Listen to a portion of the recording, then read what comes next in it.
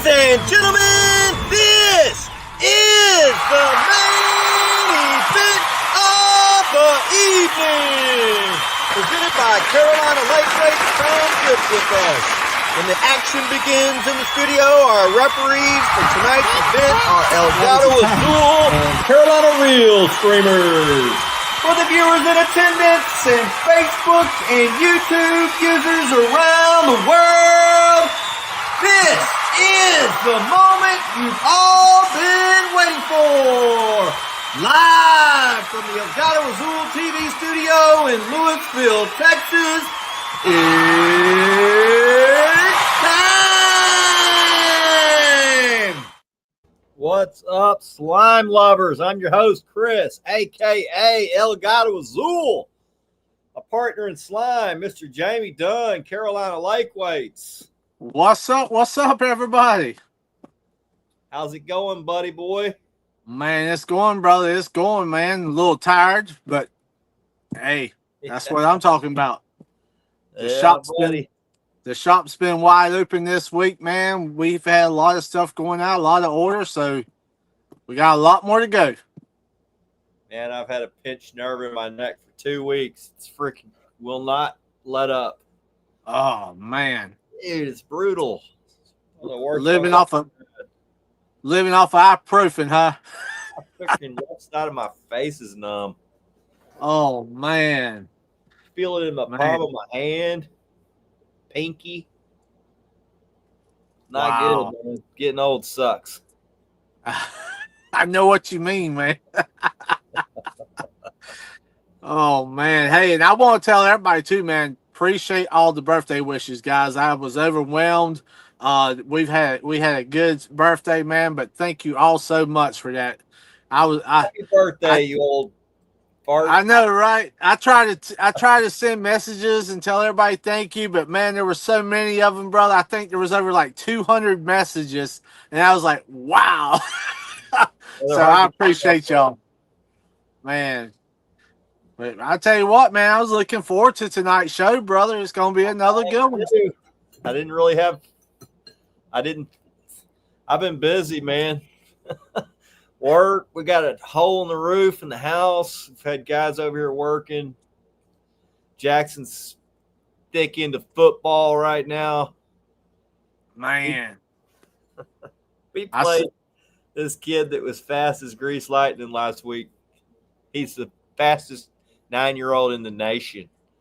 We held him good, but the very first play of the game, they freaking threw a flea flicker bomb. Scored on us the first play of the game. It was brutal. Man, that's wild, brother. I tell you what. But it was fun, man. Jackson did well. That's what really counts in my book. That's it. I seen pictures, man. I tell you, that boy is growing and getting tall. Dude, he's asleep right now, so he's hitting a growth spurt. He's going to be like an inch taller when he wakes up. Wow. We're playing that same kid. We're playing the same team 2 weeks in a row, so we got to go up against that freaking speed demon again. But we're going to get redemption this week. Heck yeah, man. I already see we got some questions already coming up. Yeah, tonight we're going to be doing top 5 things that have changed the catfishing game. I imagine ours are probably pretty much the same, but before we get into it, let's run through chat real quick and say what's up to everybody. So we got Andrew Brewer says it's time for the slime. Yay. Welcome in, buddy. We got the realest fish and says, what's up, slime fam?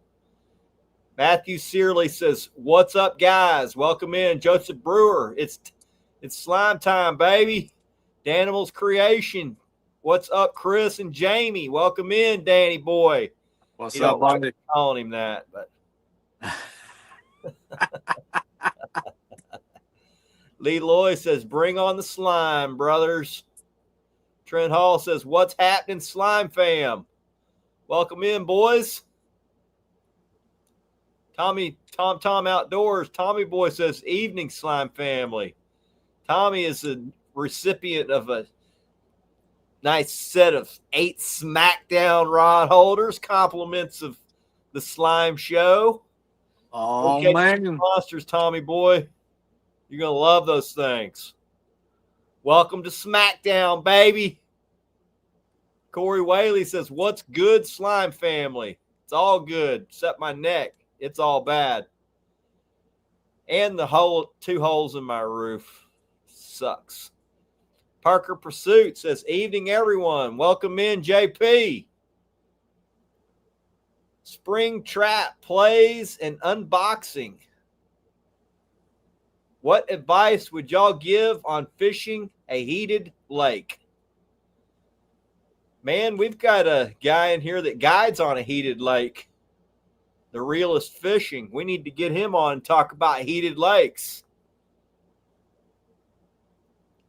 Levi the Fishing Magician Fool says, what's up, my slime fam? Welcome in, Levi. Levi just had a birthday, I believe, didn't he? Yeah. Matter of fact, yeah, sure 13? Did. I believe he is. Man, growing up too fast. Yep, we wished him a happy birthday also, man. I said, man, it's birthday month for a lot of people. September, there's more birthdays in the month of September than any month. I don't know why. September, but I don't know, man. I know February, we got like 10 of them around here in February coming up. And I'm like, wow. December and June are popular at our house. A lot of family in June. A lot of my friends growing up were in June. My wife, my son, a lot of people on her side are December. So I don't know. Charles says, what's up, guys? Checking in from VA. Welcome in. Brian Henry says, what is going on? Danny Boyce, I get it again. He said, no, you can't. I just did, man. Sorry, buddy. Then he going to do it every time you say no. I can't help it, man. It's Danimal. Brian says, what's going on, y'all? Jamie and Chris sporting my Slime Show ball cap. Heck yeah, brother. Monster with it. Realist Fishing says, I am all for it. That's Matt Gomez. He guides down in Central Texas, close to, what's the name of that heated lake he's on? Let me know, Matt. I can't remember it. Alex Texas Fishing says, what's up, y'all? Dan says, if you're fishing a heated lake, put your chair in the water where it's up to your shoulders and enjoy the warmth while you wait. Brother, that sounds like something I would definitely do. I know in the cold of winter, you fish the discharge. I know in the heat of the summer, you fish away from it. Yep. All right, Dustin says, it's September. When are y'all coming to Louisiana? Oh, man. Yeah, I can't come till football season's over. So. My son is in it, boy.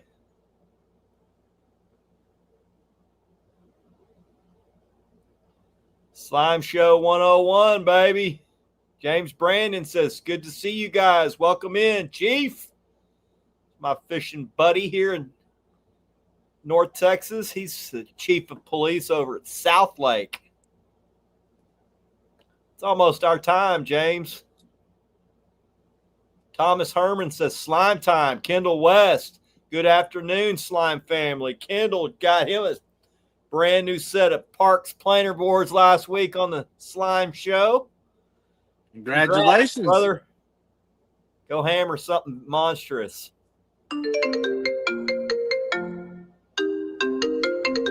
Sorry, guys. My buddies, my son's buddies. Lone Stars Lounge says, hey, y'all, welcome in. Calaveras Lake says, Realist Fishing. He's on Lake Calaveras Lake. I always called it Lake Calaveras. He'd probably know since he guides on it. think it's down by San Antonio. Joseph Brewer, to y'all, what's changed the game? All of the high-tech fish finders, clarity, down image, side scan, waypoints. It's unreal what the tools have become. Live scope makes bait catching unreal. Yep. I would agree. Side image, my first thing on the list. All right, I'm going to run down through here real quick. Cross-eyed catfishing says, what's up, slime family? Rusty Duncan says, what's up, guys? Welcome in, Rusty. Welcome in, brother. So y'all mentioned side image. That's my first thing on the list. I think that's changed the game more than anything. When guys say, I just got this catfishing boat. What's the first thing I need to get? I said the very first thing that I would get is a graph, side image. Minimum 10-inch screen, preferably 12. Chris, how much do you think the technology, man, has really just took off in the last few years, man? How much you think that has really changed the game in catfishing? Not as much in the last few years, but I think I'm going on 20 years of side image.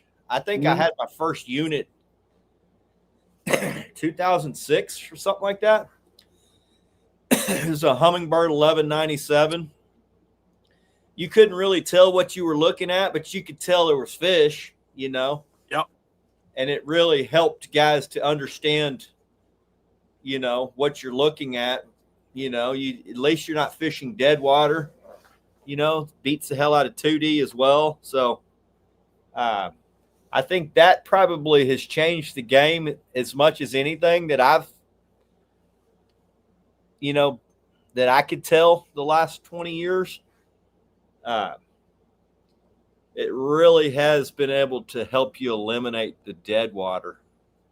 That's for sure. And you can, I think that one of the coolest things is you can see how fish are orienting to structure, and you can see, river channels and ledges and stuff like that, see fish laying on them. Before, you just kind of had to run 2D and build that picture in your mind, just kind of zigzagging and just kind of build that picture in your mind of what you think the fish are doing down there on that ledge. That's it. And not only that, man, and we've talked about is you're able to not waste your time on 10, 15 pounders a lot of time. You can kind of take it and just go and find the bigger fish. And, the technology is like, okay, that's probably an 80, 90-pound fish right there. That's the one I want to target. That's pretty cool. That is, man. It took us out of the find the bait, find the fish mentality. Because when you got 2D, that's what everybody just, find the bait and the fish will be there. You'll find fish that way.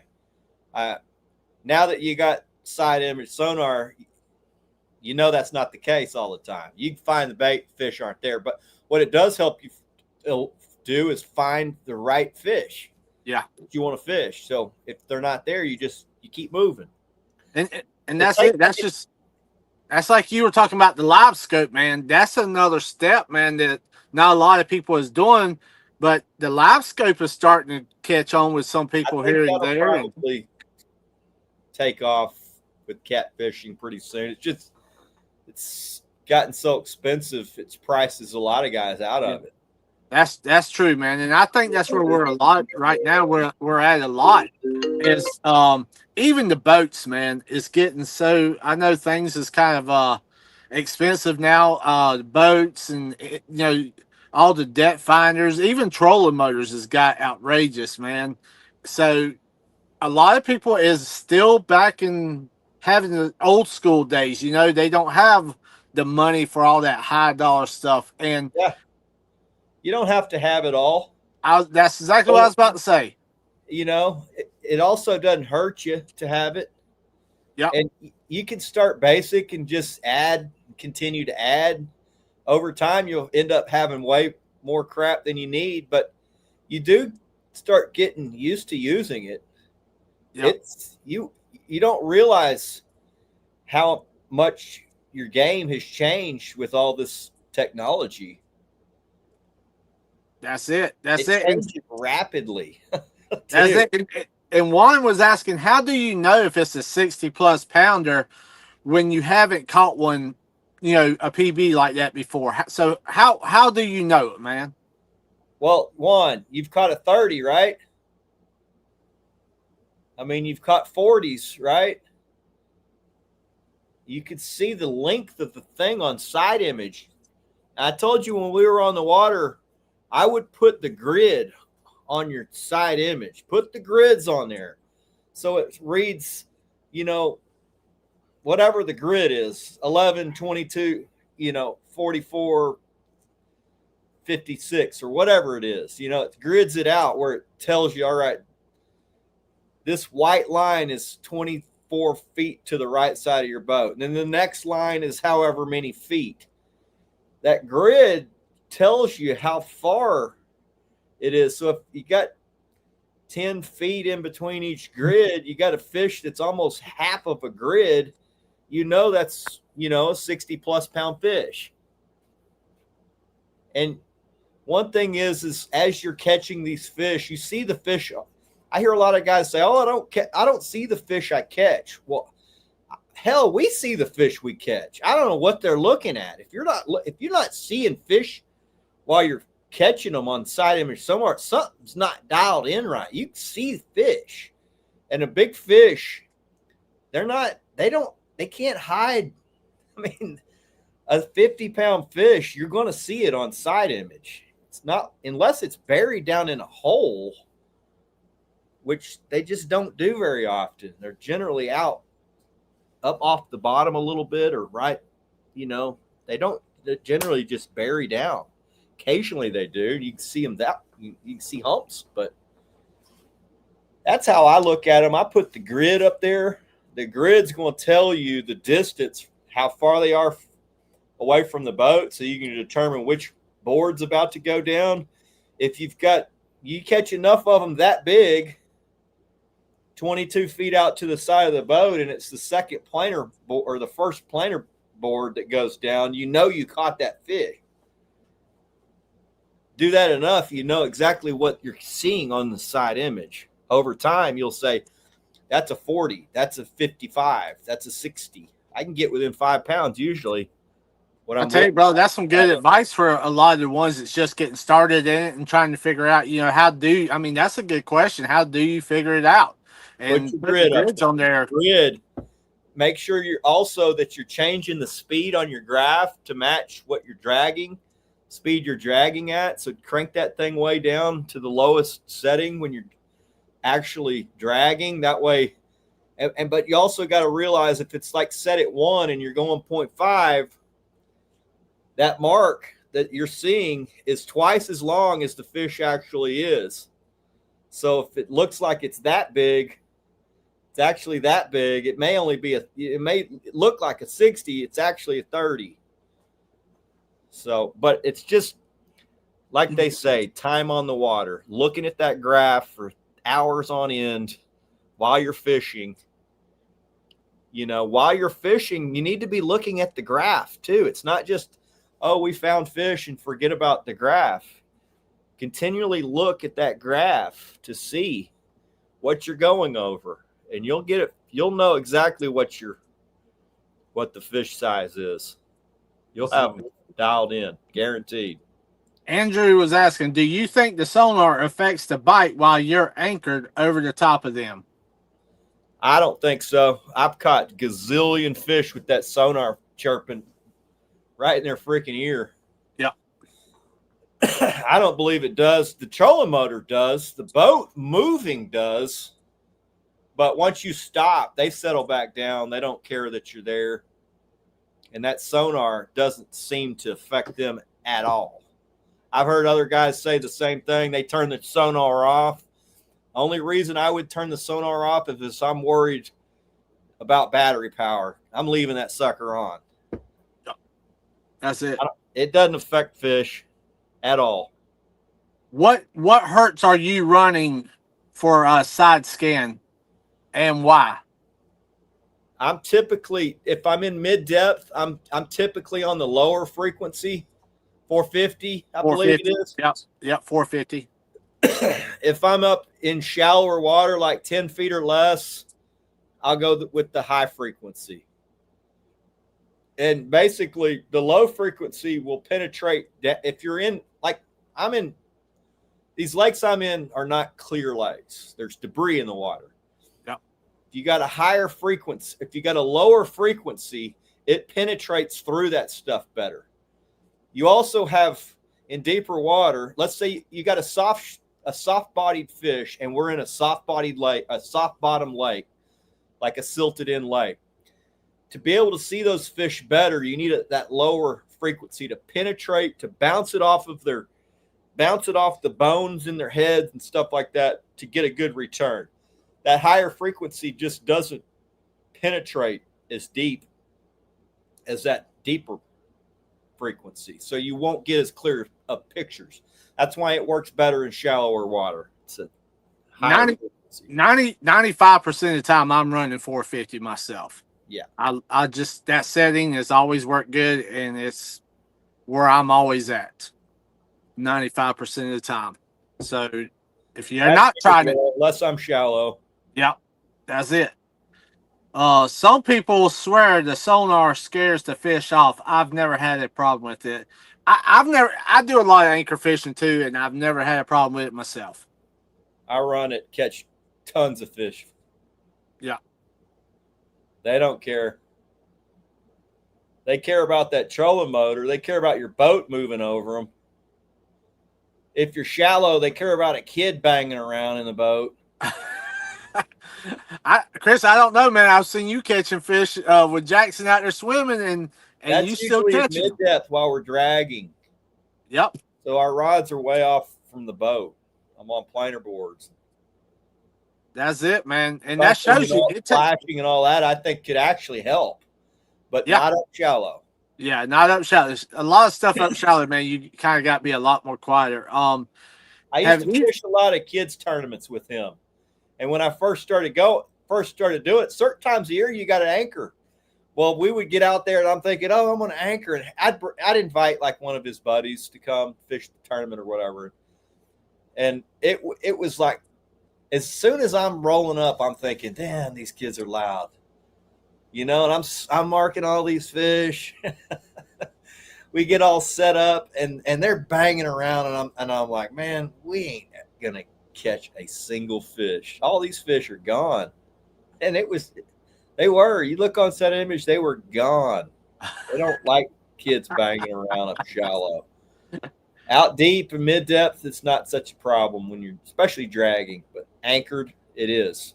That's it. I've got another great question here, Chris. Have you noticed a difference in between using lead acid batteries and lithium iron batteries on your electronics? I'm still old school. I'm about to switch when these fail, but I'm still AGMs. Yeah.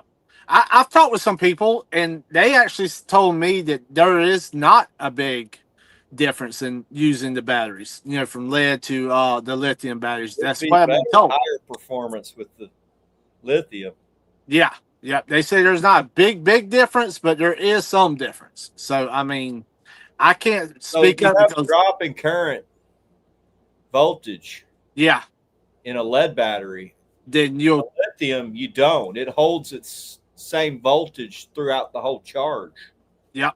That's much better on your graph and, you know, trolling motor and all that. They have a motherboard inside of them. They don't like variable current.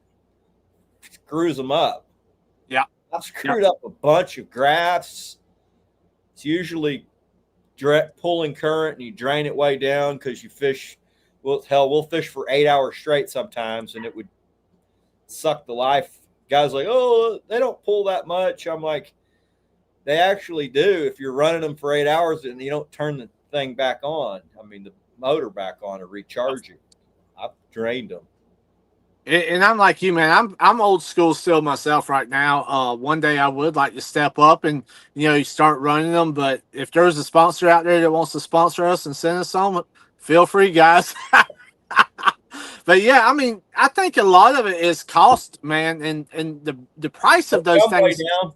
The prices come way down on those lithium Yeah, batteries. it's almost like because I buy good batteries for my Yep. lead because it makes a big. I will say this: if you're buying lead batteries, makes a big difference to spend the money on good ones. Yes. Because the bad ones don't last but about a year. Yep. Cheap AGMs don't last very long, but expensive ones will last about 5 years. And we've talked about the weight difference is a big thing also. And thing. so I think that's another big thing that has actually changed the game also, it's the battery situation. And I really think that I will be changing over hopefully by this time next year. I'm going to change mine over and start running them myself. I'm going to change mine soon. So last time I did batteries, I had to get a new charger, and the new charger will charge both. So I said next round I'll get them, because when the other ones went out about a year and a half ago, the price was still insanely high, and they've come down. They're about a third of what they were a year and a half ago. Yep. All right, moving on down. I get 7 to 8 hours dragging in current. Yeah, that's about right on the old lead ones. Yep, sure is. Tim Hall says, have either of you ever went noodling for huge cats? Not I've got me. an uncle that does it. I got a cousin that does it. I ain't doing it. Not that I'm scared to do it. I'm a rod and reel guy. I believe pulling them off the nest damages their clutch of eggs, and I'm more of a conservation guy, so I don't believe in yanking them off their nest. Let's see here. Chris, are you running how many batteries are you running on your boat? I got 5 batteries. Got 3 for the trolling motor, 36 volt. Got 1 for the lights and the graph, and 1 for cranking. That's how I've got mine set up also. Exactly that way. Just one by itself for cranking. I've always been that style of person. I don't trust having electronics and everything on just that one battery. So, let's see here. I froze up over here. A buddy switched to lithium, and he's getting almost a steady 14.5 volt all day. That's it? Yeah. And it's clean. It's much cleaner current.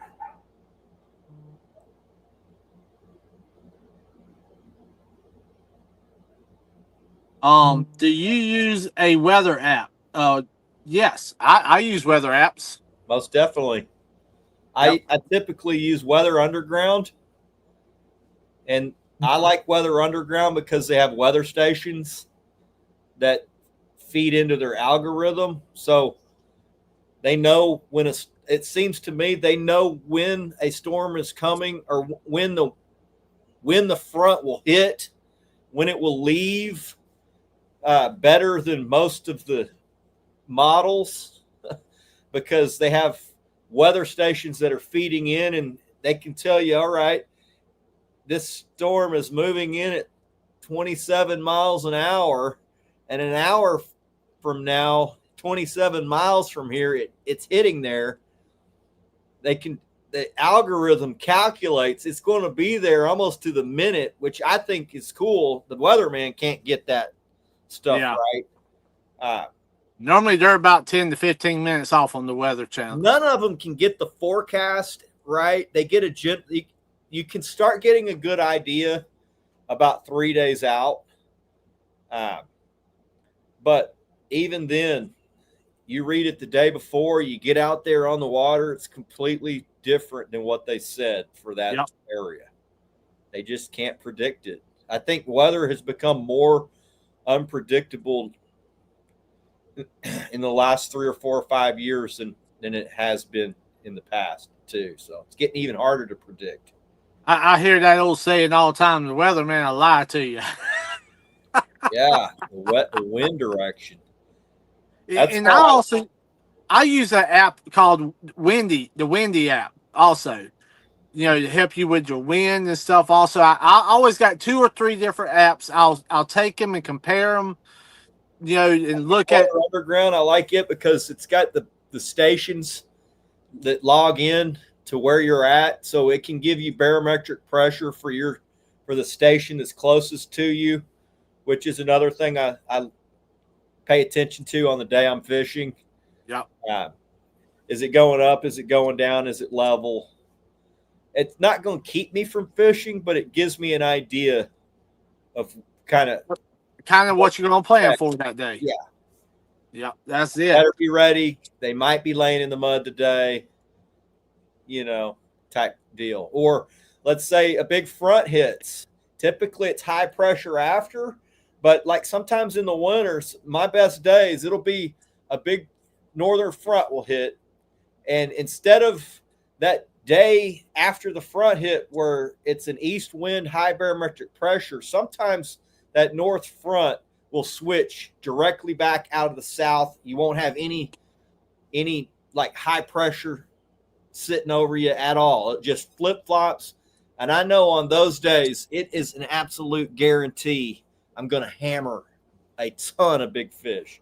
I always tell guys the day after a front where the wind just flips going from north, just starts blowing back out of the south. That's the best guarantee for big fish you can have all year. It's a guarantee hammerfest.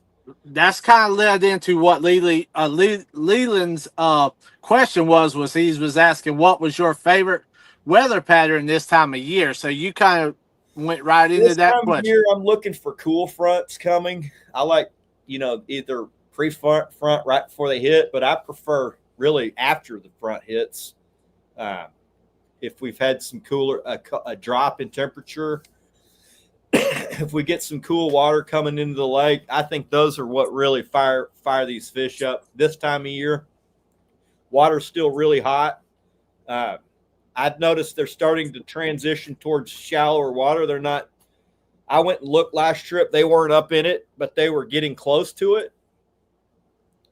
So that's what I'm looking for. I'll fish whenever I can. I'm going to fish whenever I can, which basically now is Sundays. So whatever God gives me weather-wise on Sunday, I got to do what I can with it. You know what I mean? That's it. And that kind of leads into Jesse was asking, what's your favorite moon phase? I know mine is basically dark nights because of, flathead fishing and stuff like that. I don't want no moon. But I'm still going to go regardless, but dark nights is my favorite time. Moon phase doesn't affect my fishing a whole lot for blue cats. I fish in the daytime. I think sometimes it makes them bite a little bit later, but I'll have guys come on the boat and they're telling me that, man, today's going to suck. I'm looking at the conditions and I'm like, wow, not on this boat. You know what I mean? We're going to figure them out. We're going to go catch them. Now, it may not be every fish in the lake's turned on. Yeah. But there's always fish biting. Being able to go find the ones that are actually biting. You might not be able to sit out on a flat that has fish on it and just drag through them and catch fish, but you might find a piece of structure that's real close by that they're really biting good on. So that's it. I'll come off the water a lot when guys are blaming the moon phase, and they'll say, "How did you do?" Like, you're complaining. You don't want to know. You don't want to know. It's going to hurt your feelings. And see, that's like you're doing a lot of the blue cat fishing during the day and stuff, and just me. On the river style, I love, like I said, love dark nights where there's not a lot of moon. But I'm going to go if it's a full moon, half moon. I'm going. I'm going to go. But I will say, from a half moon to no moon, far as my flathead fishing on a river, I like that more than I do a full moon phase. So that's just my Well, my opinion. least favorite days is going to be the day of a major north front. Now, I have had some of my best days, but the reason being is because 30-mile-an-hour wind out of the north is not fun to fish in, even if the fish are biting. It sucks. Oh, It's yeah. hard to fish it. It's hard to fish it. It's dangerous. It's unpleasant fishing in that high a wind. You can't hardly pull boards. You almost got to try to find fish in a protected area, so you can't fish where you want to fish. And then the other thing is the day, like super high pressure right after a north front. So the day after the front hits, these kids, major north front hits, and then you get an east wind where you get a super high barometric pressure, virtually no wind, bluebird skies. Those days typically aren't great either. Yeah. That's my least favorite as far as day, man, is basically no wind, bluebird skies. I really love the cloudiness. I love rain. I Now in love the it. winter, I can dial them in on Yeah. a bluebird sky. In the winter, I can dial them in. Yeah. But right now, it seems like you get a big front, and then the next day is a bluebird sky and east 2-mile-an-hour wind out of the east and variable wind, high barometric pressure. Fish just don't like that. They just don't like that. That's it. So when you're dialing them in, Chris, I've heard a lot of people say, man, it's hard to dial the fish in. What are you doing so different, that's helping you on those bluebird sky days? How are you going about that pattern of dialing those fish in? In the winter? In the summer, more like from now, right now, this time of going into the fall. Man, oh man. Well, first you better find a real good pile of fish, like a thick pile. Two, as I downsize, I'll slow down. I'll play with the speed. Sometimes, like last trip was, or 2 trips ago, there was no wind, and I had to go fast. Typically, I go slow, but last 2 years, I've been going hauling ass sometimes to catch fish. Just got to give them what they want. Got to play with that speed. I tell guys that's the first easiest thing to make adjustments to is your speed. Yeah. So before I move, I play with the speed. I tell a lot of people, man, don't be afraid. I've talked with you several times when I've been on water. I'm like, man, this speed here. And then I had to change it to this. And all of a sudden, it was like, bam, man, it just woke them right up, getting that reaction bite. I mean, there's certain days that you're going to have that controller in your hand and wear that speed button out. Yeah. They typically like a certain speed. Yeah. I mean, they might not bite at all at 0.4 when there's high barometric pressure. Typically, that's the speed you want to go, 0.4, Yep. 0.3. But sometimes they won't even bite that. You got to go 0.6, 0.7. And I tell you, I think this year, man, I've talked with you. I've gone faster this year on speeds than I think I ever had before. I've gone faster the last year and a half than I've ever gone. Like, especially cold water fishing. Yeah. I completely had just a different change in what I was doing. And like this past winter, up until about January, it was a very odd year. Super warm water. I fished a ton of days where there was a big north front hitting. I fished a ton of days the day after a front. When you can fish on the weekend, you got to go with what God gives you. And I fished, almost every trip was either the day of a front or the day after a front for like 2 months straight.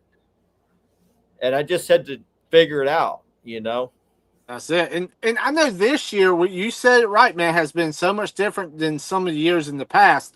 The end of August and September, Chris, I'm trying to rethink. We've cooled down a lot sooner this year than we have in some of the years past. I mean, normally we actually warmed back. So we've had a cooler summer than we've had. Yeah. Now here we are at the beginning of fall, and we're about 6 or 8 degrees over the normal. So now we're hot. Our nights are warmer. Our days are 6, 8 degrees warmer than normal. mean, it was 98, 99 last week, you know? And see, here we've been stuck in the mid 80s to the low 80s here, in South Carolina, and it's been really comfortable. It really has. So I've been like, man, normally it's roasting right now. It really is. And I think even the tropics, you can kind of see it's kind of slow this year a little bit. It's the patterns are different, man.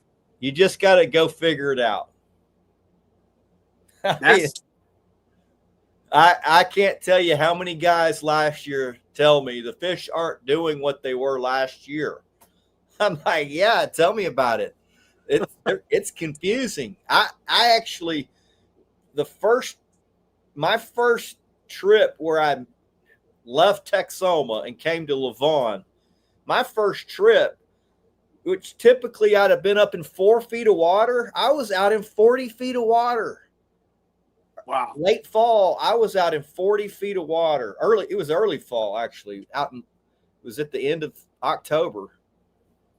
I would normally be shallow, very, very most 20 feet. But I was out in 40 feet, and we smoked them. Everybody I know was up on the north end saying, hey, these fish aren't up here. I'm like, dude, look at this graph. This looks like February. I mean, the graph was just solid 10 feet. I'm sure. I mean, I showed y'all. Oh, yeah. Dude, look at this graph. Look at this. It's insane how thick this is. I bet the next week it was totally different. Everybody was on the south end where you were. They were there for about 2 weeks, which I thought was weird. Like, I don't know what, I don't know why they were there. They weren't where I thought they should be. And when they aren't where I think they should be, I typically start thinking the opposite. I'm like, all right, if they're not where they should be, then where should they not be? Let me go check that. Nice. And that's where they were. So, man, sometimes it pays to think outside the box. Don't just think this is where they should be. This is where I've caught them in the past. Why aren't they here? Keep banging your head against the wall because they're not there, and trying the same thing over and over, same depth, same structure, but in different sections of the lake, and you're not finding them. That's it. That old saying that used to go through my head when I was a younger fisherman and I couldn't find fish. I'm like, some days they're everywhere. And some days you can't find them. They got to be somewhere. And wherever they are piled in there thick. So you go from not being able to even find a fish to finding the mother lode. You're like, damn, I'm starting to get this catfishing thing figured out. And once you do find them, look at the situation, look at the weather pattern, look at everything. Once you do find them and you get them and say, man, well, why are they here? I believe what was going on, there was a spawn going on. It was real rocky. We had a spawn that happened last fall. I think there was a lot of fish in there spawning, but also feeding on eggs. I think there was just something unique going on last year around that area. Yep. I don't know who's in here that fishes Lavon, but I'm going to check that spot again this fall. I think last trip, I caught 5 males that they smelled like they'd been on the nest. I think they're going to spawn again. Got a pretty good feeling. We're going to have I think this will be the 4th year in a row we've had a fall spawn. The lake is chock full of tiny catfish. Like, chock full of them, dude. Man. I got another good question. I know what I would, if you're hitting a new body of water, what would you be looking for upon getting on the water? So you're going to a new lake, you've never been to it. What are you looking for, man? First thing I'm looking for is the magic depth. That's what I do even when I'm on any lake I'm on. The first thing I do is I look for the magic depth. And what's the magic depth? The magic depth is the depth that the majority of the fish are relating to in the lake that day. You can go, it may be a little bit different, like if you're on the south end than if you're on the north end, but start moving up towards to where you think you're going to fish, and then start checking ledges, points, shoreline contours, and you're going to see there's a certain zone of about 5 feet where everything is in. And then once you find that magic depth, start looking in that section for fish habitat, for big fish habitat, ambush structure. That's how I break down a lake, even when I'm fishing lakes that I fish all the time. I'm not a spot fisherman. That's just the way I operate. Find the magic depth for bait and fish, and then start looking in that depth for the right fish. You just hit one of the things you're talking about, bait, Chris. That's another big thing, man. If you find a lot of bait piled up and stuff, I can guarantee you're going to find some fish. Now, the size of the fish is probably going to vary. You're going to have a lot of 20s and 30s and around big balls, and the bigger fish are going to be kind of out from that main action. They don't necessarily hang right there with the big group, but they'll be fairly close. Yep. So that's I'll another notice thing. if I'm in a section and the fish are in 17 feet, right? The fish are in 17 feet. If I can go, let's say it's just an arm of the lake and there's nothing really in it besides shoreline, right? And a river channel. If you can go in the river channel in 17 feet, you're going to see bigger fish in that channel than you are out on the flat. It's just big fish nature. You will catch big fish out on the flat, but you will catch more big fish over time on the piece of structure. Now, if the wind's blowing this way across, there's only a shoreline contour. That structure, go over there to that piece of structure where the wind's blowing onto it and look in 17 feet. And I guarantee, not all the time, but you're going to have better chance of seeing bigger fish on that piece of structure. Big fish like to be on high-valued real estate. That piece of structure is high value. That channel's high value. Now, they will get out on flats. You caught plenty of big fish out on flats, but when I'm specifically targeting structure, I catch way more that way. For instance, when I'm fishing on the north section of LaVaughn, there's an old levee. And the levee runs right next to the river channel. The river channel has about 10 little minor creeks that run off of it, submerged creeks. Everything's silted in. The levee's about 6 to 8 feet tall. You'll see tons of fish all out on the flats. And I'll have buddies that'll drag through there and they'll catch 20s, 10s, 15s. I'll get on a creek channel, on the river channel, or right on the levee, and I'll catch 350s, 240s, 830s, and 1520s to their 6 or 8 20s. It makes a big difference. Big fish like ambush structure. So that's true. That's side image will help you see that. So we're still stuck on side image. There you go, man. I mean, hey, it's working. You got to use it, man. That's what it's there for. I mean, so it's going to help you. What's your set number 2 thing that's changed the fishing game?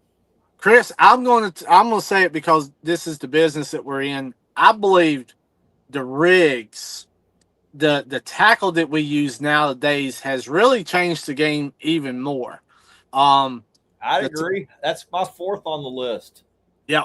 And of course that's gonna be right up on the top of my list right there, because that's what I'm always thinking about, man. Is I think the rattles, the rigs, and the weights is what I wrote down.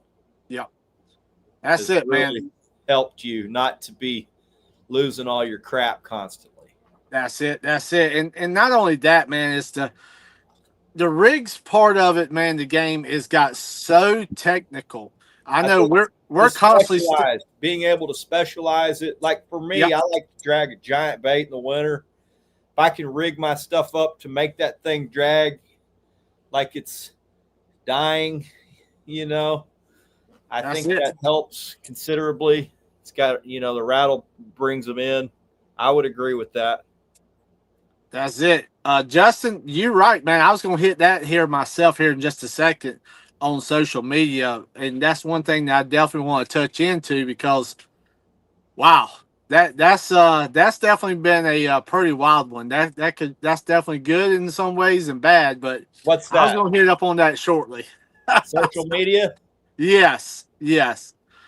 But, I will tell you this. I think it's good it's really helpful for guys to learn. Yeah. It'll ramp you up. I didn't learn any of mine from social media. I'll tell you that. None of it. I wasn't even on Facebook about 3.5 years ago. I started a YouTube channel and got on Facebook about 4 years ago. And everything that I do, I was doing before. That's it. And Chris, we've talked about it, and now with the Slime Show, a lot of people didn't have that kind of information on without social media in the past. I had guide buddies, and we had a group of guys that were in a deal called the Texas Fishing Forum here in Texas.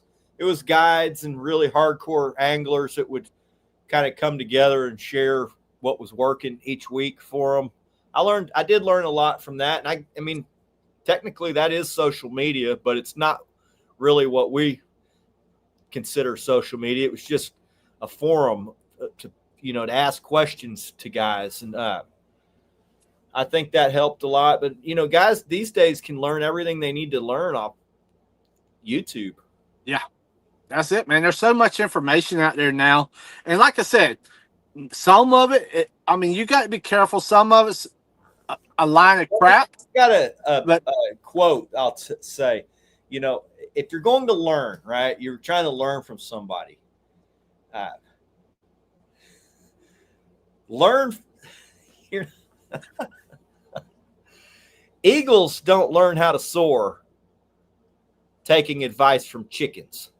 There's a lot of chickens in the catfishing industry trying to give everybody advice. Okay, don't take advice from guys that have only been doing it for a few years. They will lead you down the wrong path. You will end up spinning your wheels. Find guys that are knowledgeable, that are willing to help. I learned from guide buddies. I had guide buddies growing up. Were on my street. One of my neighbors, his dad was a fishing guide. They all kind of shared with me. Back then, people didn't want to help. No. There was it was top secret. Everything. You couldn't even find out what hook somebody was using. It was all kale hooks back then. We used kale hooks. I hear people say, man, wow, I can't even believe y'all let some of the information out that y'all let out. I mean, that's what we're here for. It's to help. I enjoy helping my friends. I got a ton of guys that are like really ramped up now. And I'm like, I feel good, I feel good about it. Yeah. I like seeing my friends do well. The biggest thing is I know how painful blue catting can be when you're wanting to go catch big fish. They're not easy to catch when you're starting out. If I can try to help my friends, flatten the hills and straighten the curves, then I feel like I've done something. That's it, man. I want to hit this question up, Chris, not to get too far off the subject. It's a good question. Do you notice different times of year where rattles work better versus other times, or certain water conditions where you will run them versus when you won't run them? So that's going back to where we're talking about the rigs, man. Is there certain times they work better, the rattles? I think, we've talked about rattles a million times. Rattles, for guys that haven't used them a long time or don't know, rattles basically put off the sound of a bait fish in distress. You can go listen to recordings of fish being predated underwater, and it sounds like a rattle just going shh, shh, shh. The newest studies show that catfish, their number one sense is vibration. They have the highest scent. They have more sense for vibration than any other freshwater fish. It's dramatic. So they do use vibration. And vibration, they're now saying that catfish can sense muscle movement in a bait fish. So just when a fish is swimming, he doesn't even have to be making noise. They can sense the muscle move, the electromagnetic pulse or field disturbance that comes off of a fish swimming. So fish in distress. That's why when you're out fishing and you see a bunch of white bass, sand bass, or striper start going nuts, all of a sudden all these catfish show up.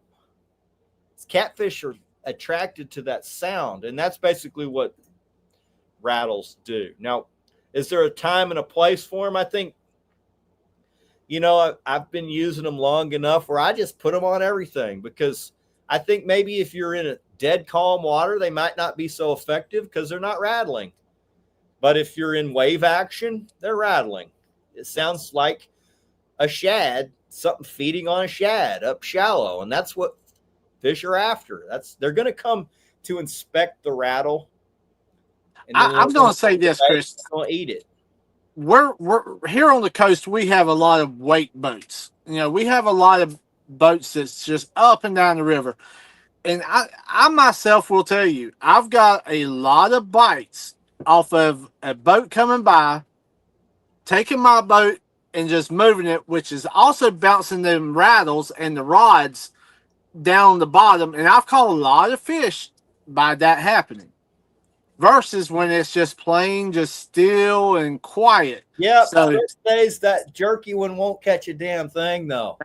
That's it. That certain days it might trigger a bite. Certain days are like, that's not, something's not right with that one. Yep. It's not natural. It's not natural. But I think, over time, if you use those rattles enough, you'll start bringing fish in with just the rattle in their mouth. Mm-hmm. And back when I first started buying them from Scott Manning, he owned Demon Dragon at the time. He painted them. By the 2 or 3 months in, there wouldn't be any paint left on the damn thing. Fish had done knocked every piece of paint off of that thing, so they're hitting it.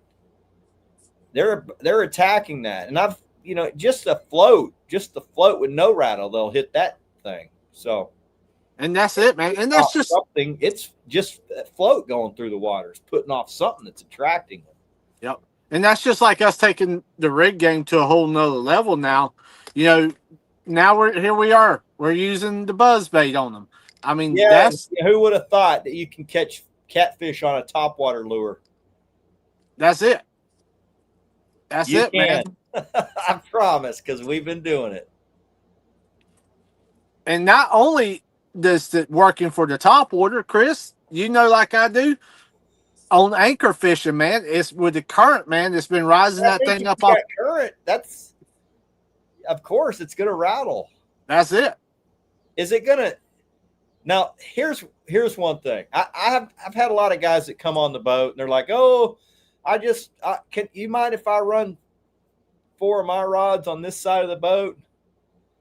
And I've had enough guys to do that. I tell them, you can, but you're cutting down on half the fish we can catch, because you're not going to hardly catch anything on your side of the boat. They're all going to come over here, and they don't want to believe it. But at the end of the day, I'll have 20 fish on my side of the boat. They'll have one. Yep. Now, would they have caught fish on their side if I didn't have rattles? It's quite of course, we would have caught fish. But I will say this, they came over there to inspect the one with the rattle, and they ate it. They preferred to go over there and eat that. I've had enough of my buddies say the same thing. Now, I've heard guys say, "Oh yeah, I tested them and this and that," and they don't catch any better than ones without rattles. Okay, whatever you say, dude. Come fish next to me. You're not going to have a very good day. Tub, what's up, buddy? You mean you shouldn't learn from the group called Catfish Techniques and Tricks? Yeah, there's certain of those groups you get the worst information. And here's one thing: if somebody tells you you don't need this, and you're just that's just to hook the fisherman. That's not to hook fish. You don't have to listen to them. You don't have to listen to them. Go look at their profile picture, and they'll have caught five good fish for the whole year. That does not make them an expert. I'm sorry. Don't listen to those types of people. Anybody that tells you you don't have to do this and you don't have to do that, you don't need this, I don't listen to them. I do whatever I want to do. If I feel like it's going to help me, I'm going to use it. If I don't think it's going to help me, I'm not going to use it. There's a reason why I'm using all the stuff that I use. It's not just because I like to have a pretty looking rig. You know what I mean? That's it. That's it. It's not easy rigging all this stuff, doing all the small stuff. Yeah. But I think cumulative over time, when you do all the small things, it pays off big time. Over the year, it pays off big time. That's it, man. And going back to that social media thing, man, there's so much stuff out there. Like I said, yeah, there is a lot of bad information out there, but there is also a lot of good information out there. So definitely, pay attention to where you're getting your information from. And I tell you, if you feel like it's not good information, go try what they're telling you. If it's not working, then it ain't good information. I would say if you're gonna get information from someone, make sure that they're actually out doing it, and have been doing it for a while, because there's a lot of guys that just catch a few here and there, and that makes them some type of expert. Well, here's another big thing too, Chris. You come from the lake, I come from the river. We have a lot of backgrounds. We have a lot of information we put together when we do these shows. We talk about a lot of stuff. We're not just one-trick ponies. We're not just sitting on one style of lake selling 1, 2, or 4 different style rigs. We're giving you information from, a lot of years of different backgrounds that we're putting together. And that's a big thing. Once you get that information from, your river people, your lake people, that's a lot of information you're gaining and giving out. So be careful on one-trick ponies. Let me just say that, because that can really lead you down a wrong road. I'd agree. I'll tell you this. I'm not dogging anyone who's only been doing it 5 years, but if you've only been doing this for 5 years, you're a neophyte.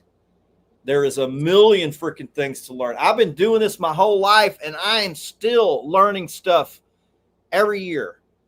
It's a never-ending deal. So there's a lot that goes into it. Knowing what to do on a certain situation does not make you an expert to be able to do it all the time. That's all. I mean, there's a lot that goes into this that I'll say this. In 5 years, you think you're all right. In 10 years, you start to realize that guy at 5 years didn't know shit. And I feel like I'm starting to know something. After 15 years, you look back on the guy from 10 years and you're like, man, that guy didn't know as much as he thought. And here I am at 15 years and I still got a lot to learn. And now I'm 30. I don't even know. I'm 51. So I've been doing it since I was 14. Whatever the years are on all that, I feel like I'm still learning every year. I'm a completely different angler than I was 5 years ago. Completely different than 5 years ago. And 10 years ago, I'm light years ahead of that dude. And I thought I was pretty good then. But I would destroy that kid 10 years ago. The 40-year-old me couldn't hold a candle to the 50-year-old me. I would fish circles around that dude. So there's levels, stacking on and learning. And another thing is there's cycles to fishing. So what you see this year, you might not see for another 5 years. Yep. So you got your ass kicked in this scenario, and in 5 years, that same scenario pops back up, and you're like, oh, yeah, I remember what I did then, and I'm going to use it now. And then you do that for 10, 20, 30 years, you pretty much kind of just know what to do when it arises. So that's it. Got another good question here, Chris. And I know this is another big topic that a lot of people that we've discussed before. I guess, so does the larger rattles work better than the smaller rattles, or what would you? I would say I don't know that there's much of a difference. The larger rattles, I use those for using bigger baits. That's why I use the giant rattles. I use those for my giant baits because they float stuff better. And I use such big baits, they won't even float those sometimes. So I got to add extra flotation to my rattle because, they just start, when you put it down in the water, it's dragging down behind it. You need to float that thing up, get it up the bottom. Really, so you don't get hung up. You're not spinning all day hung up. So That's it. One says, personally, I go back and watched some of the Slime Show episodes for the time of year and conditions I'm going to fish. So yeah, we get that all the time from a lot of people saying, well, I went back to so-and-so episode because y'all were talking about this time of year and this situations. And that's awesome. That's out there for everybody to go back and do, man. Here's what I like hearing. Guys said, man, I went back and did exactly what y'all talked about on the show, and it worked. Yeah. I love hearing that. I love hearing that it's helped somebody. I think that's cool. That is, man. That's always cool to hear. And I'm gonna tell you, like I said, we talk about a lot of stuff, man. We during the week, myself and you, we go, talk about, man, what are we gonna talk about? But when we do come up and we talk about it's stuff that we've done, stuff that we've tried. We're not, we go into a lot of details behind the scenes and think, I'm only okay, going to talk about what works for me. That's I it. can't speak about what works for Jamie, but he's fishing the river, so that's why we make a good duo because he's damn good at the river. And that's it. I mean, feel like in a lake, I can go against anybody. So, next thing on our list, my number 2 is planer boards. So we talked about them last week, but I started planer boarding about 10 years ago. And it kind of coincides with my number 3 on the list, which is trolling motor, smart trolling motor. So when you add the side image with the planer board and a smart trolling motor, now you're fishing a completely different style of fishing than there's ever been before. That's it. You're fishing completely different than anybody who had ever fished before you. I think it was cool when I started my buddy that owned the Fish on Marine Electronics. He said, "Man, I've seen you out on the lake. You troll for catfish?" Like, yeah. He's like, that you can't troll for catfish. I said, the hell you can't. We troll for them, and we've been freaking killing them. Trolling works. So I think it's cool. Here we are 10 years later, and now you won't find a boat who's not pulling boards at certain time of year. It has rapidly changed the way a lot of guys fish. That's it. I mean,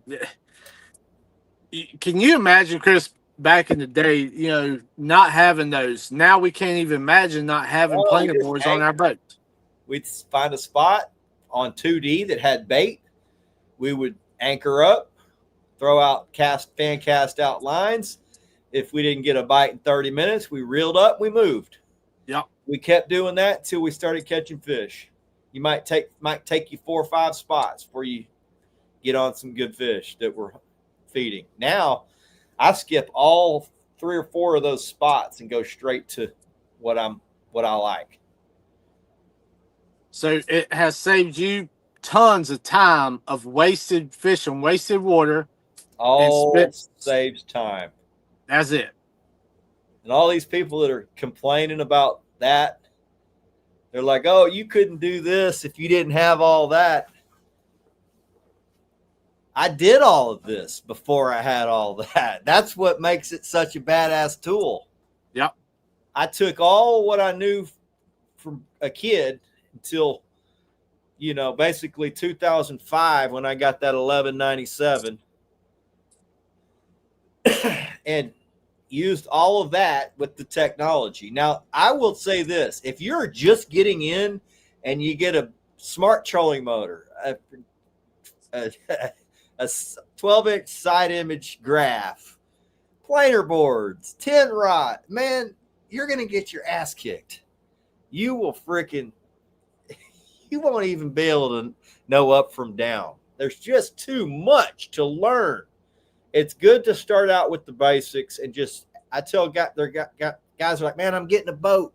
What do I need? I'm like, just get you a drift sock and, get you a graph and throw out about 4 or 5 rods and just have fun fishing. And then as you get better, maybe add a couple planer boards and then, put another layer on. You get comfortable with that. Add another layer. I was like, and in 5 years, you'll have all this stuff down pretty good, So I know it's overwhelming for guys, but if you start small and build up, it's not rocket science. It just takes a lot of time to figure it all out. And sometimes people there's rocket science. Anybody can do this stuff. Yeah, anybody can. That's it. And sometimes, if you're just starting out, you don't want to overwhelm yourself with all this technologies. Man, I used to keep it, like you said, simple. With that graph because I just wanted to learn side image. Yeah. I would burn up my fishing days trying to figure out stuff. And I probably fished carp. I fished carp on that 1197 probably more than I fished catfish. I thought I was on big catfish, but once I got my Helix 12, I realized all these fish I thought I was fishing, big blue cats. I was on carp and buffalo a lot of the times. So I will say these newer graphs, you can really see a difference between carp and catfish. The technology has dramatically improved, but the trolling motor has helped with the bait acquirement, the spot locking, with being able to precision drift and drag, hit structure in a specific way when you're using it with your side image. I would say when I got good at side image and I incorporated the trolling motor and the planer boards together, it just took off for me. That's it. Really took off. Well, question here I have for you, Chris, that Marvin was asking, does your longer lines normally catch the most fish from the ones that's right next to the boat? Typically, my longest lines will catch my biggest fish of the day. Not always, but typically the biggest fish of the day comes off my longest planer board. I also, over time, have learned to put my biggest bait on that, which also increases the size of the fish. So one thing is, if you don't have hooks in the water, when that big fish is there, you will not catch it. So that's one of the reasons I go really, really big on at least those two, and usually it's 4 of my rods have giant baits, where anything under about 25, 30 pounds can't even get in its mouth. And that's the reason why. It's because it'll be there when that giant comes. And I think the reason why the reason why that one catches the most as far as big fish is when you go over them. when you go over a big fish, and if I'm on structure, they are on the structure, and I'll kick it off the structure. And when I see them on side image and they kick out to the side of the boat, you can see them on side image. They're pointed this way. By the time your sonar, your transducer goes over them, they're kicked out. Okay. I believe they like to kick out a certain distance before they settle back down. And I think that longest planer board is the right distance to the side of the boat and far enough back for when those big fish, because they spook the bigger the fish, easier they spook. And when you go over them, they kick out and they settle down about the time that giant bait's coming over them. And I think that's why that's the one. Those two outside the biggest baits are the ones that catch the biggest fish. Would you say not only is it catching the biggest fish, it's probably catching the most fish also, Chris? Definitely. These freaking kids. Yeah, they'll wear out. I'll use the same big bait. My buddies are like, you gonna put a fresh one on? I'm like, no, we've caught like 10 fish off of this one bait. Keep putting it out there. Keep putting it out there. Do not get rid of that thing. They're smoking it.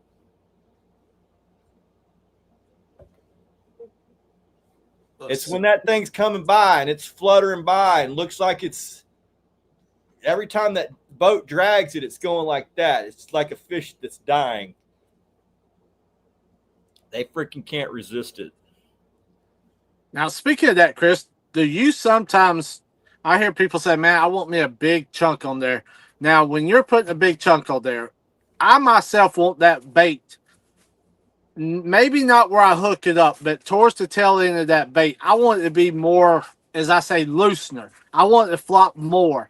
The only chunk I'm using is the headpiece. Is the headpiece? Everything else is going to be streamlined, looking like a fish. Even if I chop the head off, I'm going to trim that thing to look like a fish coming through the water. So that thing's got a little bit of action when it's coming through.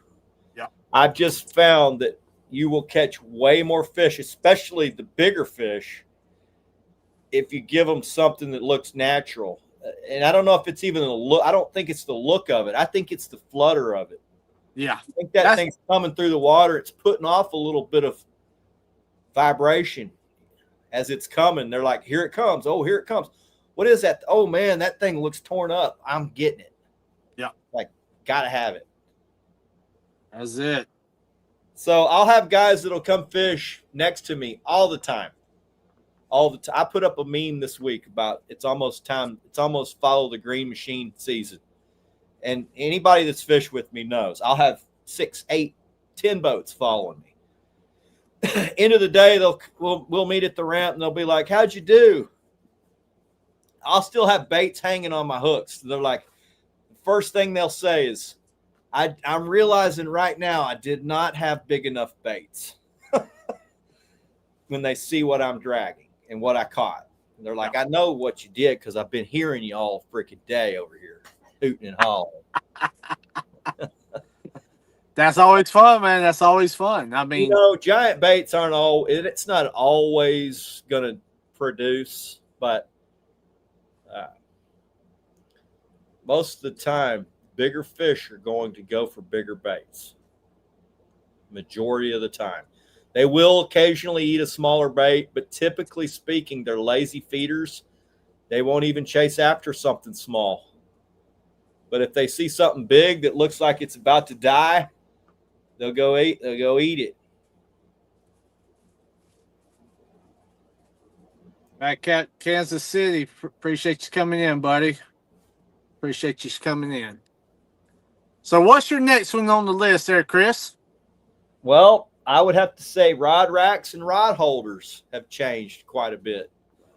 When I first started, we used B-Readies, and I'm sure most guys don't know what a hell a B-Ready is. But before there was rod holders for catfish, there was something called a B-Ready, and it was basically a ring that you installed on the side of your boat. You could stick your rod down in it, and you could fish.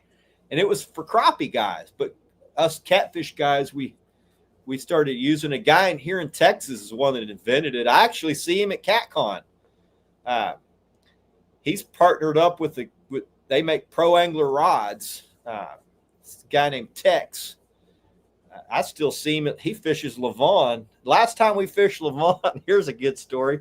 I feel real good about this. This guy's a local Texas legend. We were fishing Lavon, and he's like, "How'd you do?" I was like, "Oh, we did pretty good." He's like, where were you fishing? I said, "Oh, we were fishing out here in this deep water by the levee." He's like, "Oh, man, you should have gone up shallow, up in 4 feet, man." I'm like, "Oh, really? How'd you do?" He said, "Oh, man, we got a 46 and 330s. How'd you do?" I said, "Oh, we got a 60, 350s, 440s, like 830s. Oh man. I felt good. I felt good coming off the water that day, boys. So here's my point. He's an old school guy. He's one of the guys that said you got to fish this way, would never go drag, didn't like drifting, said you can't catch fish like you can on anchor. Well, I'll tell you, you can. You can actually outproduce those guys the majority of the time. Now, there are times you got to anchor. I won't say it's not all the time, but all of this new technology that's coming out, be willing to use it. Be willing to try it, because it might freaking help you be a better angler. And, you'll pass up the guy who's maybe not so willing to try to use it. That's it, man. I'm gonna tell you a story about Be Ready. I used to run the Be Readies when I was a young man coming up, and I saw the guy who invented the damn things at the ramp. Oh man, smoked his ass, just destroyed him, dude. But you're right, man. Tell me what I needed to do. You tell me what I needed to do. Like shit. But you're right that the planer boards, the rod holders, now that's like SmackDown, man. I've got three rods, out of one holder. I mean, just the technology in the rod holders has come so far. I think that extra rod position's really a nice feature. Yeah. I've run everything. I started with the Be Readies. Then I went to Drift Master, which they came out in like the, I don't know, mid 2000s, early 2000s. Yeah. And then after that, I went to Monster, and then I went to SmackDown. I went to SmackDown because I almost killed myself with Monsters. I almost killed my wife with Monsters. Got hung on her pant leg. It was during the pandemic. I almost went head first down into the water. I told my guy buddy Trent Hall, he's in here, and I said, "Man, I almost had the worst freaking accident I've ever had. I've been doing this my whole life. I've never almost died like that." And it was from a rod holder. Go figure. I was like, "I got to find a solution." He's like, "Well, there's a new rod holder company out that has the metal turned down. You may want to try them." This is SmackDown. I'm like, "I'm going to give them a try." And I'm glad I did, because I've never hung anything on those SmackDowns. I was hanging my cast nets and ripping cast nets, pant legs. So it's progressed. It's one of the best things. So thanks, Trent. Appreciate you, bro. Appreciate that. Appreciate that bit of advice. Who'd have thought I'd be fishing for him? Here I am 5 years later. I'm fishing for him now. So pretty freaking cool. They're great partners of ours here. Some of the best people I've ever met. For sure. Top notch. Humans. That's another thing. Human beings. That's it. That's another thing about this business, man. you find out who the true people are. You find out the ones that you cannot trust. You find out a lot in this business. Let me tell you that. Yeah, there's all kinds. Like anything, there's going to be all kinds of people. That's it. You just gotta find your tribe. You know, you'll find people are like, oh, you people that have a lot of friends are fake. That's not what I've found. You just have to find the right people. When you find the right people, there's actually pretty good group of guys that are good, really solid as a rock human beings, fishermen, but also top-notch humans. That's it. Great people to be around, uplifting, willing to help without wanting something from you in return. Never ask you for anything, but willing to give, you know. Give you your shirt right off their back, man. Yeah. Yeah. So I am freaking proud of my group of friends that I've built in this catfish industry, the slime family, the people that I've come across that have become my good friends. I think it's an unbelievable group. I do also see the bad side of it. Just being in this, there are a bunch of snaky type slime balls, unprofessional type people, trashy, you know. But that's just the nature of the beast, you know. It's not like, I mean, it's just you got to find your tribe, you know. That's you couldn't have said it better, brother. And that goes back to, man, some people I can fish with, some people I can't. You know, it's the exact same thing in this business. So just like you said, finding the right tribe to trust in, to be your friends, that's the biggest part, man. And to have fun. You know, that's something that a lot of has been thrown out of the window a lot of times, is people not having fun no more. Trent said he knows exactly what B-readies are. When him and Bess come on the boat, they're like, you still got B-readies? Because I still got B-readies on the war machine. I'm like, yeah, I still got a few. I don't really use them, but I got them on there just in case. That's it. And that's just like the multi-bars, man. You know, back in the day, man, people fixing the plastic ones up. You know, I know a lot of people still got those made out of the PVC pipes and stuff. Even those have come so far, man. Now you can rotate these things up and down, rotate however you want them. It's just crazy, just from the rod holders, how far they've come. Everything's so specialized.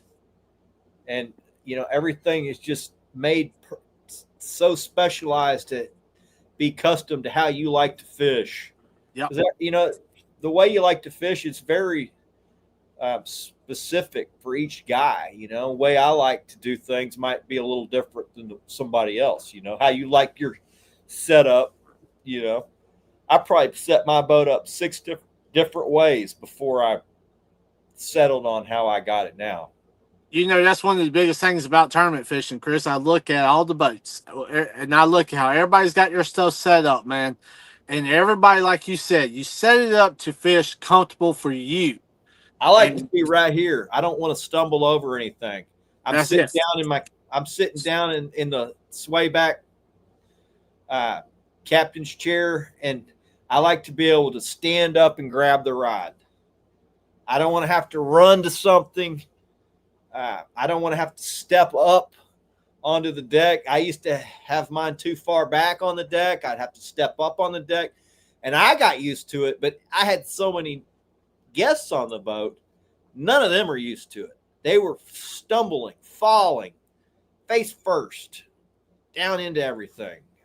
So I think getting it set up exactly how you like is a lot easier these days.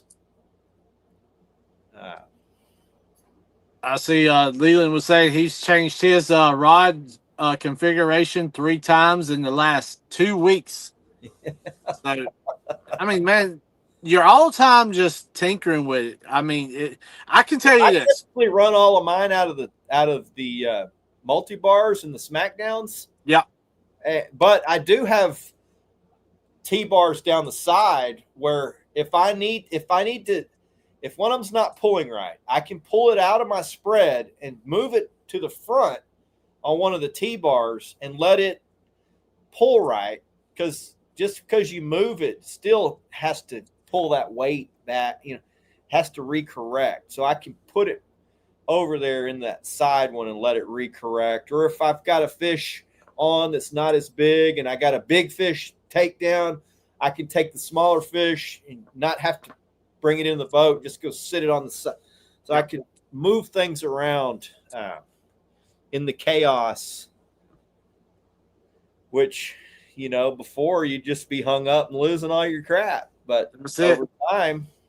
Matter of fact, Chris, I was talking to you a while back about that. I'm actually going to order a smaller set to go towards the front of my boat on the side, just for what you had just said. I believe it would help me out a lot sometimes with certain boards might not want to do as well. And you just take it and you can move it towards the front of the boat. So that's another good thing, man, about those. Marvin Berry says, in my opinion, as a 3-year guy trophy catfishing rod and reel, the old timers that knew the lake, how catfishing works for them, has put me years ahead of not having them. Now I can add parts of all of mine and yours, and we can have our way so much sooner. That really works. I would agree. So you're taking basic knowledge and then adding technology. That's now I don't consider myself a young man, but I feel like when I started onto the catfishing deal, I was willing to do all the new stuff, and most of the old timers were not. And I got a lot of blowback from them when I started dragging and pulling planer boards and running rattles, and they all told me I didn't need any of this crap to catch fish. And then once I started out fishing them all, that really hurt their feelings. Now, most of them are dead and gone and don't fish anymore. And now I'm the old guy. You know what I mean? I'm not that old, but I'm 51. And I just feel like there is a new generation that's going to come up and be way past me at some point. Yeah. That's it. Do y'all ever catch many flatheads dragging? I can tell you I don't catch as many dragging as I do on anchor, but you will catch some, but mostly a lot of blues. Is that for you also, Chris? I know What was that? Do y'all ever catch many flatheads dragging? I don't catch a ton dragging the lake, certain times of the year we'll catch them, but usually I used to catch more when I used sunfish and live sunfish dragging.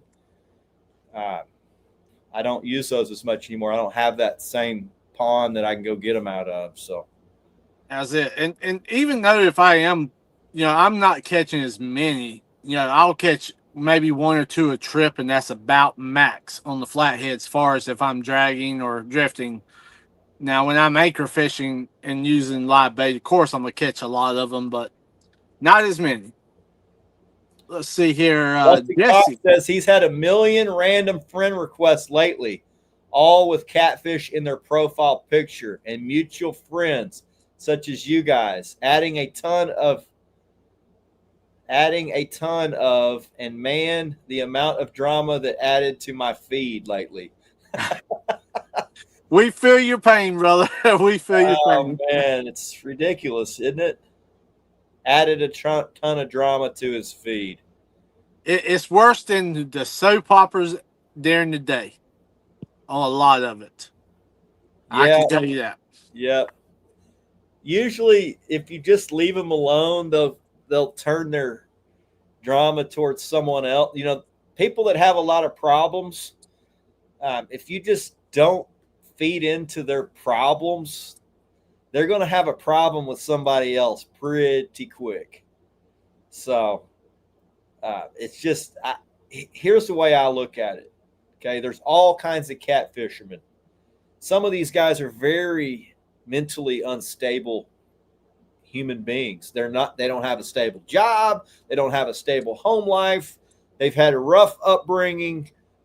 Maybe they've been to prison. They drink too much. you know, there's a lot of those guys in this catfishing thing. And when you come across one of those guys who's having a bad day, they'll turn on you. Just don't even pay them much attention, Justin. I'll block them. If I don't know them, I'm blocking them. If I know them and they give me problems, man, I just make them watch because I know it eats them up.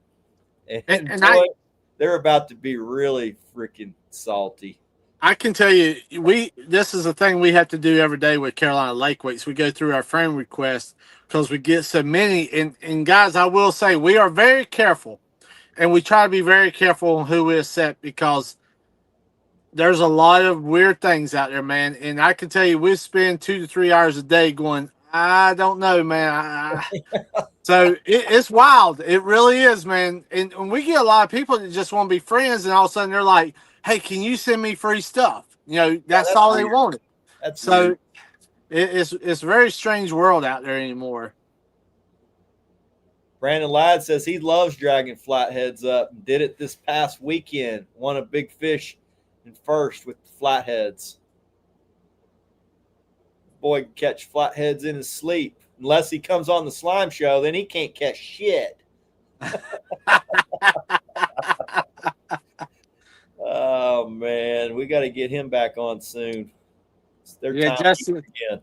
Justin was saying catfish guys beefing with each other is hilarious to me. We're supposed to be on the same team. Ha, ha, ha.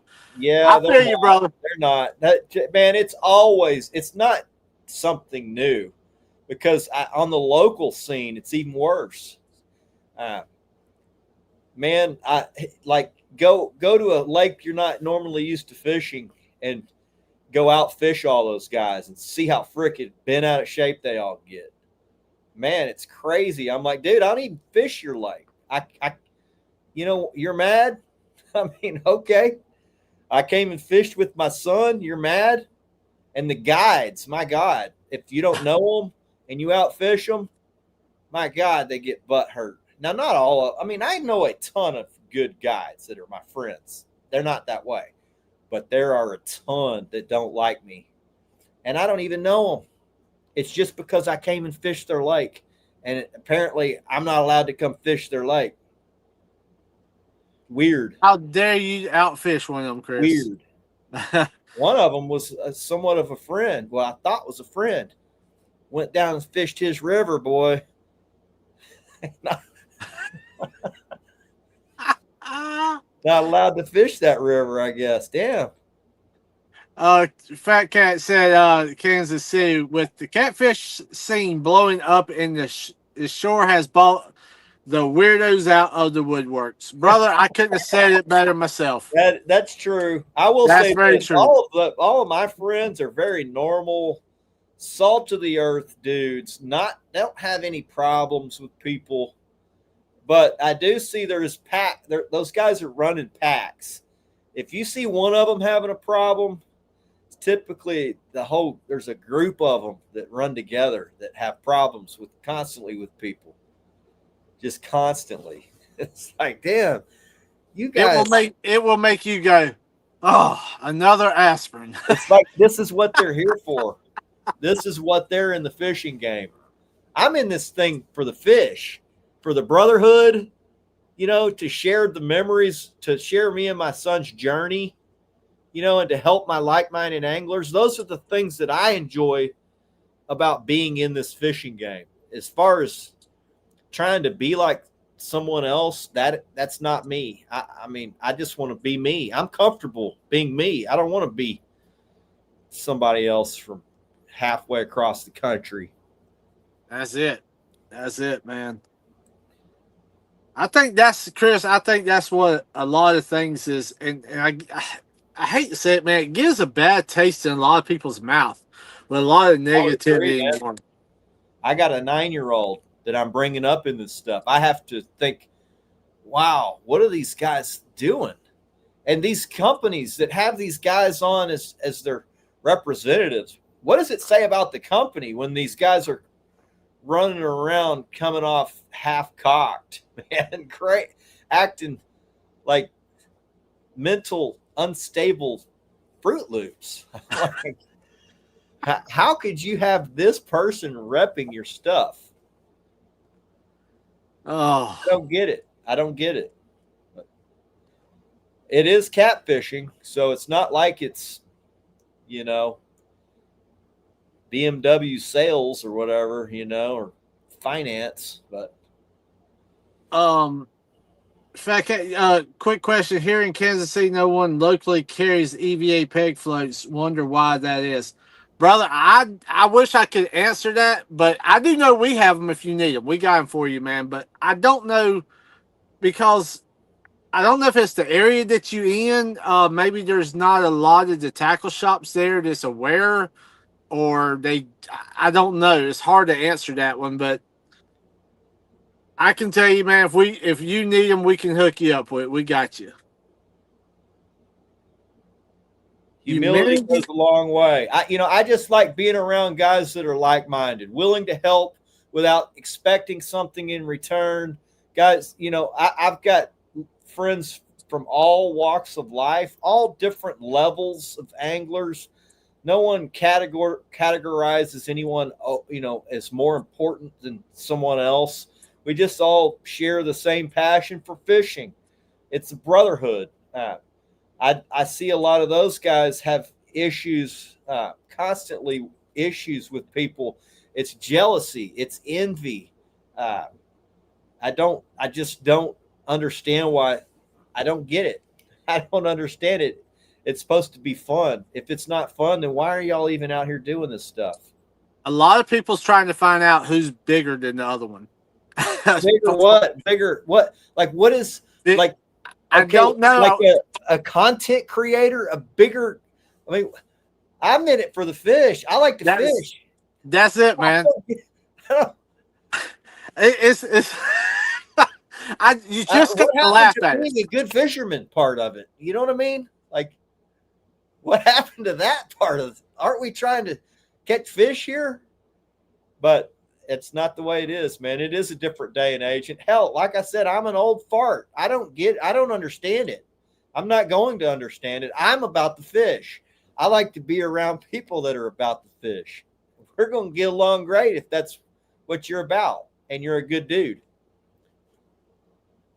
I'm going to say this, Chris. I wish people would run a lot of times with their own caught picking ideas and do their own thing.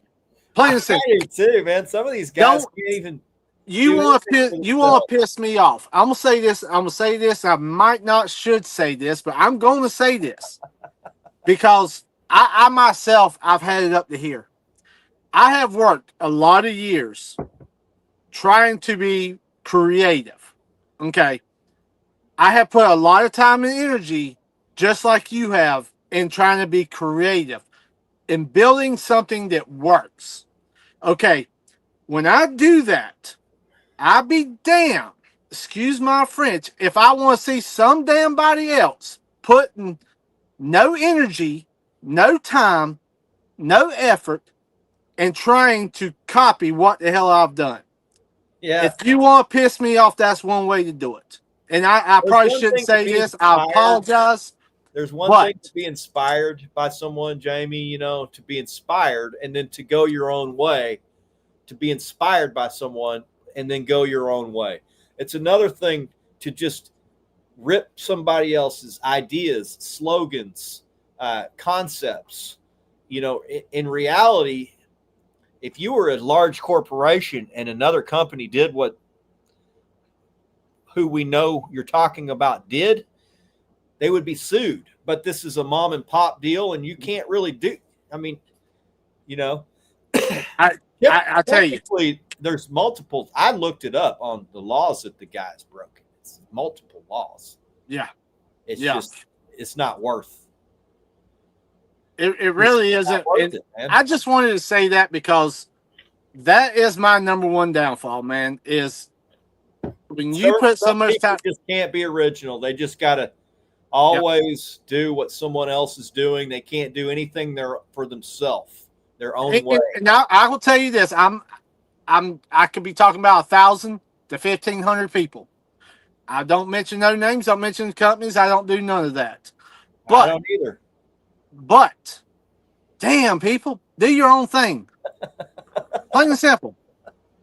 But if what I put out there, around originality, people that are kind of like, going their own way. Like I said, it's nothing to be inspired and to learn from people. That's part of all of this. But to just, here's what I don't get: to rip somebody else off, to steal all their ideas, copy their slogans and their concepts, and then hate on the very thing you're trying to be, copy. That's right there is what gets me. Yeah.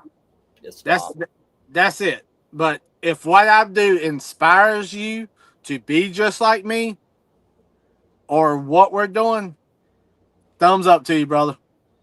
John Young says he's DTF, down to fish. JT says, "What's up, fellas? Welcome in, buddy." I don't follow them when they act like that. They just get jealous of someone's platform doing better, and it's starting to be competition out there who can have more followers. I just want to catch more fish. The followers, that's right. I don't get that, man. I want to catch more fish. I want to have a great fishing trip.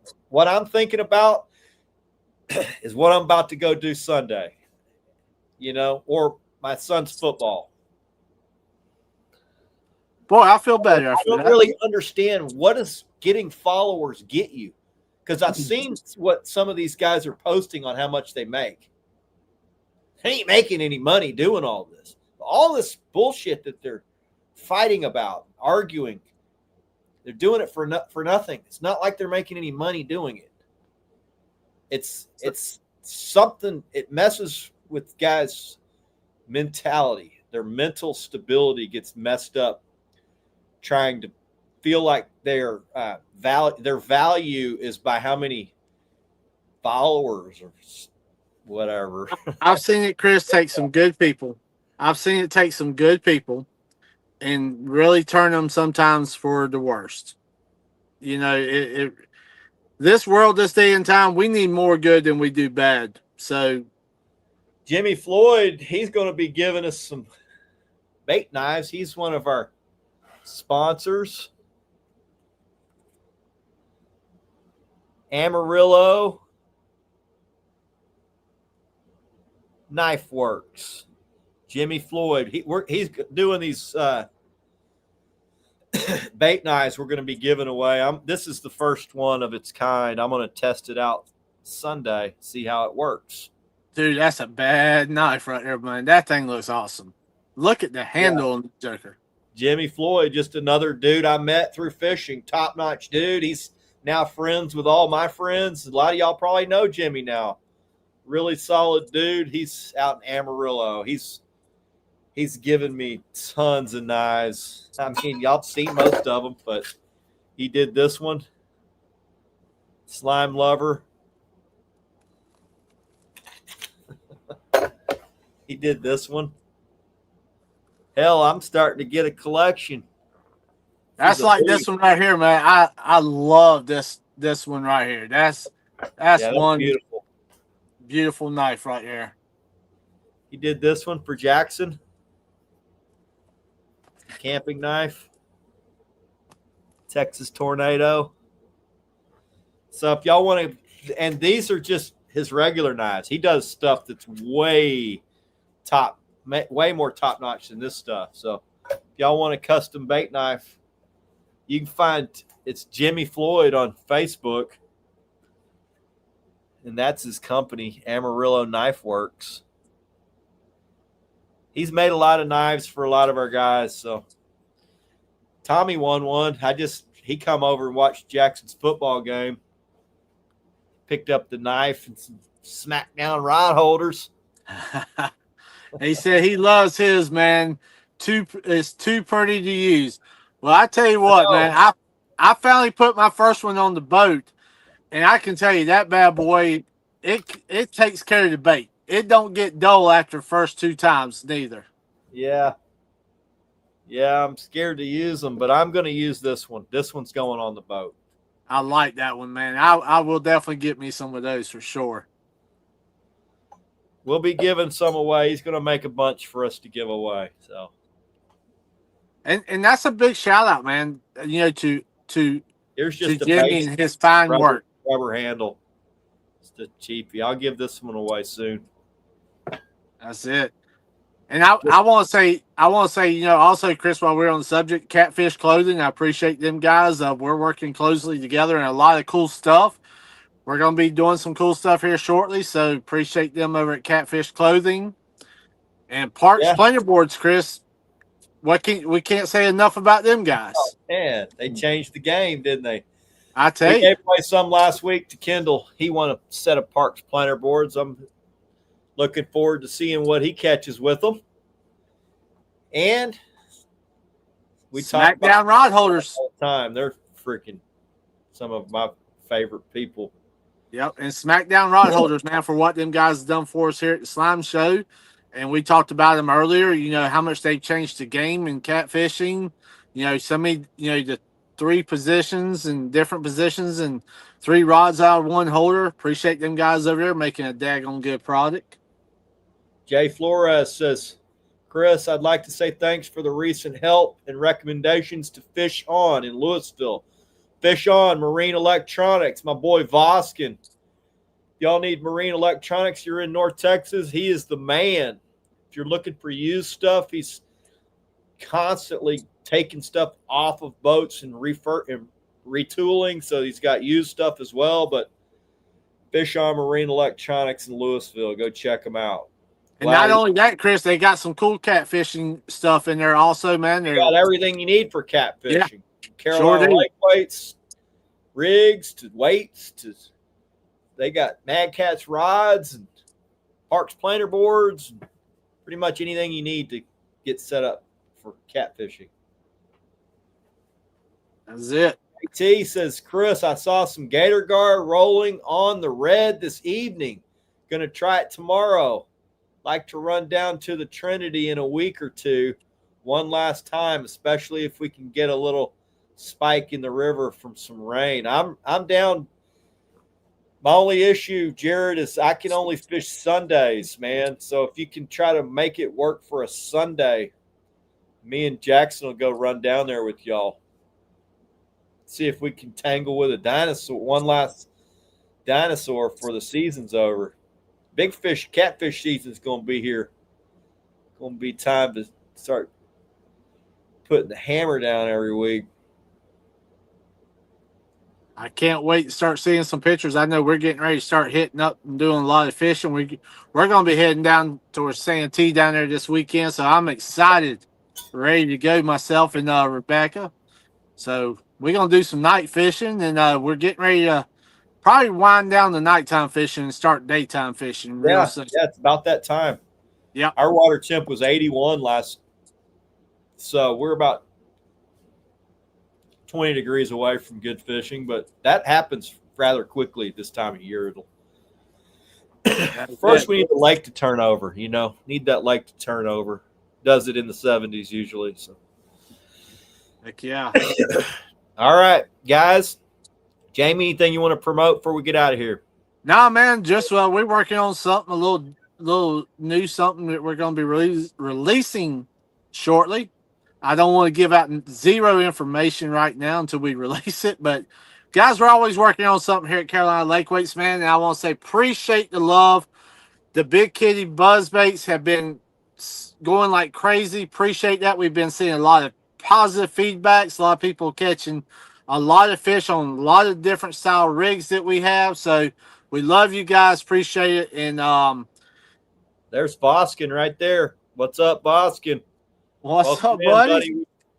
We were just talking about you with old Jay Flores. I sent him in there, and I think he bought a bunch of rigs and stuff from you. So I got your net patched. I need to bring it in there. We're swamped right now at work, but I'll swing that by soon.